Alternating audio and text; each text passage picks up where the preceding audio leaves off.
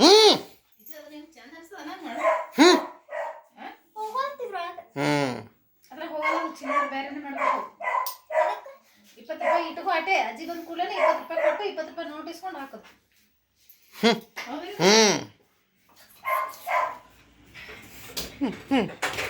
ಏನಾಯ್ತು ಹೇಳ ಸಾಕು ಅಷ್ಟೊಂದು ಇದು ಮಾಡಬಾರ್ದು. ನಾವು ಬರ್ತಾರ ಹೇಳಂಗ ಬರ್ತಾರ ಹೇಳಂಗ ಅಲ್ಲಿಡು 10 20 ರೂಪಾಯಿ ಇಡು ಅಜ್ಜಿ ಬನ್ನ 20 ರೂಪಾಯಿ ನೋಟ್ ಏನು ಅದಕ್ಕೆ ಕಟ್ಟೆ ಇಲ್ಲ 5 ರೂಪಾಯಿ ಕೊಟ್ಟಾರ. ಜಾಸ್ತಿ ಇಸ್ಕೊಬೇಡ್ರಪ್ಪ ಸಣ್ಣ ಮಕ್ಕಳು.